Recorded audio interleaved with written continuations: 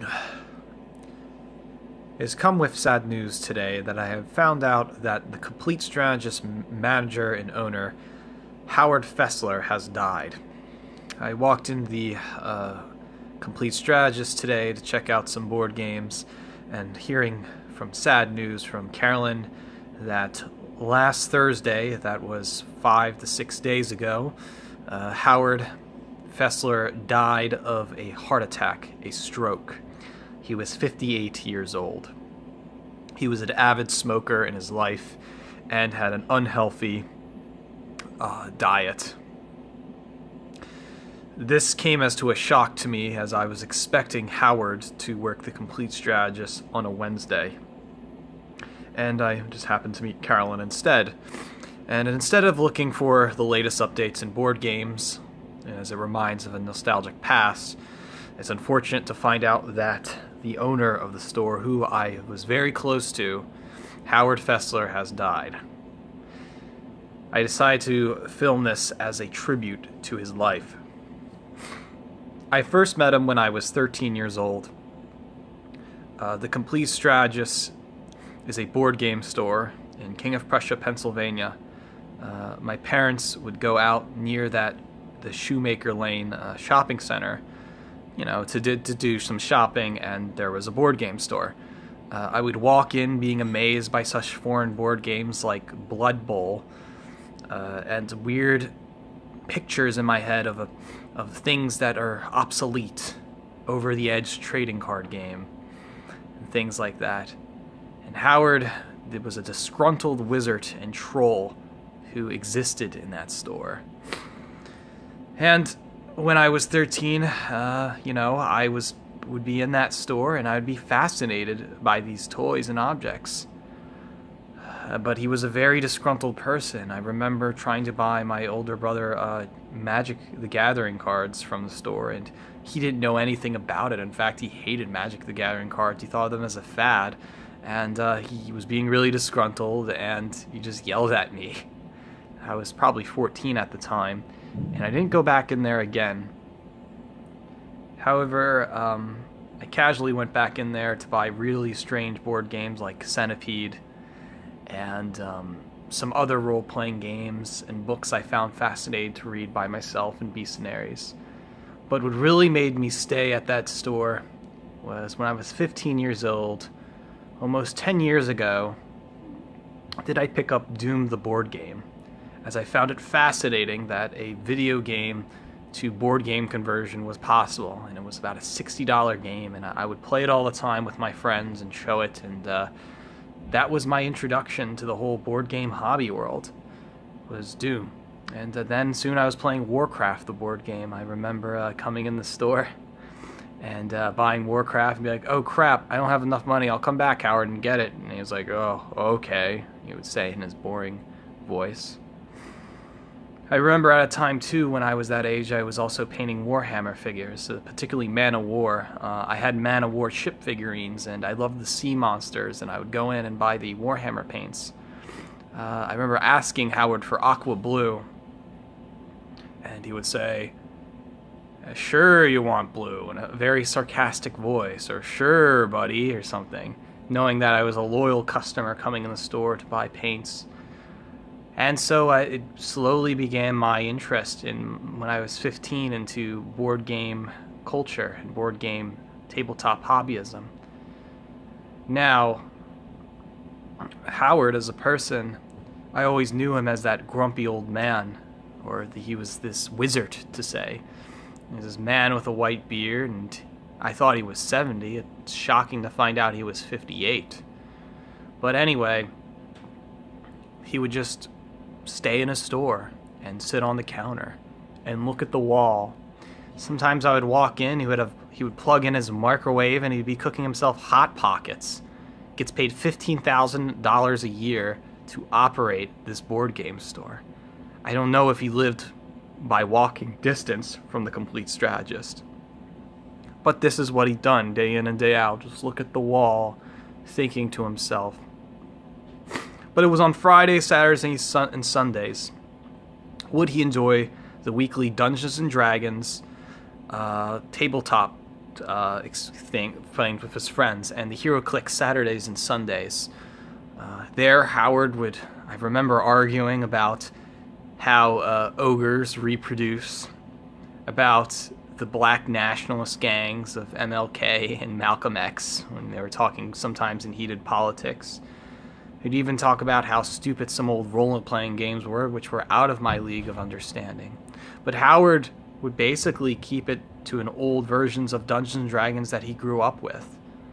That in a society with technology that's rapidly growing, he would want to be in his own world, which was D&D.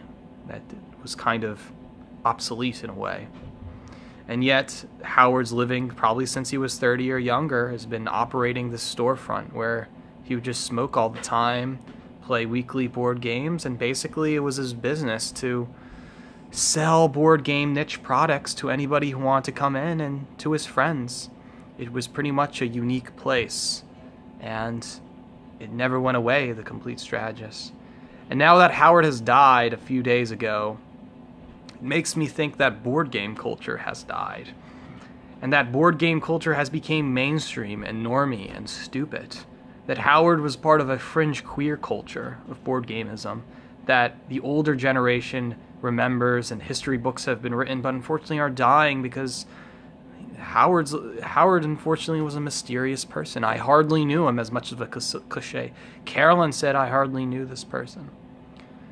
I really didn't get to know Howard that much until I met Carolyn when I was 17, and I started to go into the Complete Strategist weekly, or every other day, to play board games. And I would discover Euro games, and I soon discovered my favorite board game of all time, Cosmic Encounter. It was a subculture that grew within me. It was the first time I ever experienced love with the opposite sex and proximity to having my first sexual experience. This board game store helped me grow as a person, socially, and understanding, to be myself and to be more open. In a time where, high school didn't want me and the community college scene was just brutal against me, and the only place when you're socially awkward is the board game scene. And I made my niche all over the board game scene, from Complete Strategist to everywhere. And I've also, later dabbled into Netrunner and other card and board games, but now that's just a thing of my past, a thing of my early youth. That was just a materialistic hobby to get through the days of hard schoolwork and socially growing. Other men feel this way too, as a place in the board game world. They go there, but it still is this weird place where queers hang out. I mean, queer culture is still powerful in board game culture, but now it became normified, and normies run it. However, Howard Fessler has died, and it makes me think all the memories, and I could just go off and off about the memories I have of Howard Fessler. I remember my first job was looking at the Complete Strategist when Howard was doing a new paint job and had to clean the house and room, and in compensation, but not money, as I was cleaning out, I picked up Talisman 3rd Edition, some strange bizarre card games Howard really liked, and just these new Legend of the Five Rings by AEG, all this weird stuff that on my spare time after doing homework, I would just read the rules and be rule obsessed. Howard really opened up a way for me to understand about game design and about that board games are superior to video games, and that board games are the analog nature, and that there is an art behind game design, and it's a hidden art, and only a few people know it, and it's a dying industry, it's a dying culture. And Howard, since Howard died, it's kind of going away. I remember even spending 2 to 3 years ago, or even 4 years ago, I spent Halloween with Howard, and he was just depressed as usual with his friends, and they were talking about they're supposed to play Warhammer, but instead they were just talking about how Games Workshop was basically corrupt, and their whole market, they're going to go bankrupt. They're so pessimist.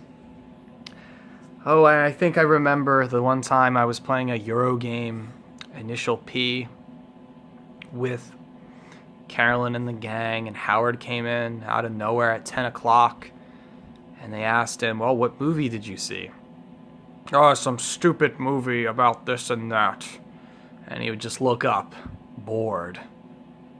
You know, the nihilist wizard with the Dragon Con t-shirt. And I think the very last time I saw Howard Fessler was in November when I was picking up a booster pack for Legend of the Five Rings. And I asked him, you know, just my casual, hey, is this so coming? And he was just very nice like always. And I said, oh, I'll see you next time. See you then. Okay, take care. As he would always say. And unfortunately, I thought I would see him today, but from the bad news, Carolyn told me he died. And that's it. He left the world without anything. He's working at the Complete Strategist, a franchise store from New York, for 20 years of his life. His public board game store. His weird art project. And it makes me wonder about Fessler's life. You know, was he interested in like Harley Davidson motorcycles and Dragon Cons and Dungeons and Dragons role-playing games? It's very curious, very odd stuff. And I thought about sometime maybe I should do a podcast with him. And I had these thoughts in my head, maybe I should podcast with Howard Fessler and maybe talk to him about interesting stuff, but never came about. I thought he would just be happily over there, and I just thought of doing a friend's base. But now maybe I should have did a podcast with him and Robert Stark about the board game culture and about interesting things. But he's dead now, and the only picture we have is a 2009 picture from a Mainline article. And it just tells me that Howard was living this weird nihilistic life, and now that he's gone, the culture of board games is dead inside of me. That I moved on. That Complete Strategist is going to collapse now. And I'm not a part of that culture anymore. I grew up. And people now in the board games will die because he's dead. And that whole youth culture now is dead, and I can move on, but this Howard Fessler is an important person, and I don't know what else to say other than that I'm shocked about his death, and I could just go on to more and more stories about how an eccentric individual he was, but I don't know. I've been shocked by this news. But I remember Howard Fessler, and this video's turned him. I hope to say that rest in peace, Howard Fessler. You were an important staple of Doldrum board game culture. You thought your nihilism was, this is it. This is what I'm going to do. I'm going to play D&D every week. No, it's more than that. It's an eccentric queer culture that should have been culturally, anthropologically written down before he left. But unfortunately, he left this world. And he was an innovator in his own arts in a way. So I say again, R.I.P. Howard Fessler. I love you, and I remember you, and I always will. You have a special place in my heart.